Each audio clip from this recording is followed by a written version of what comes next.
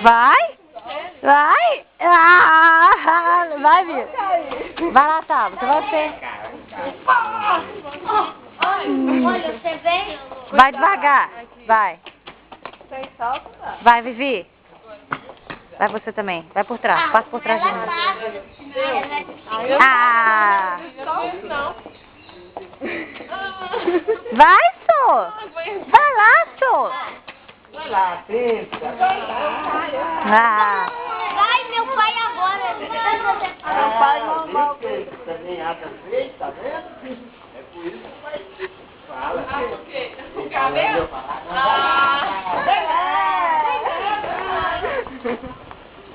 Nossa, É? mas vou pra lá pra ver.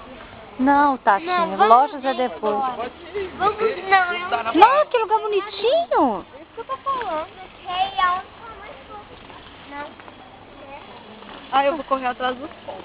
Então corre. Vai lá, Vinícius. Vai lá, Vivi. Corre lá, Vivi.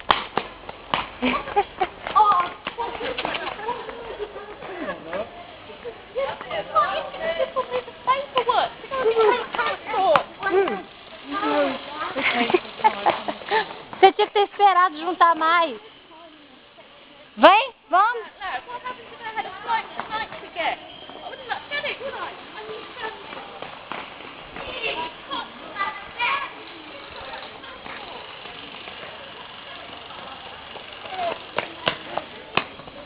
Vem, Vitor.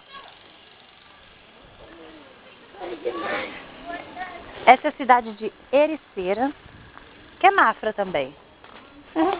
É máfia, mas não é nada. A Tabata está ficando louca e desesperada com as lojas que vendem roupa muito barata e sapatos. E botas. Então eu vou olhando a revista. Vem cá. Olha ali. Bonitinha.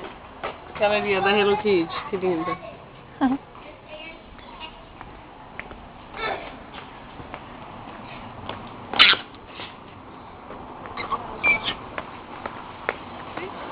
Ai, que calor. Ai. Eu vou pular. Ali é a Biblioteca Municipal. Esse é um cachorrinho. Esse é um restaurante. Biblioteca.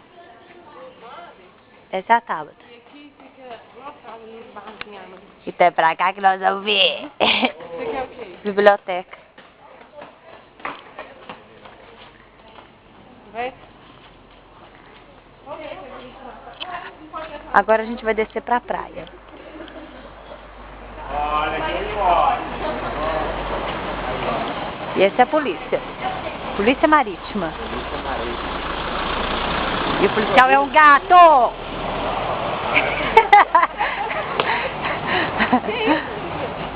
E você sabe, Michele, se essa máquina sua... Vai falando! Vai, vai, vai, vai. Vai falando!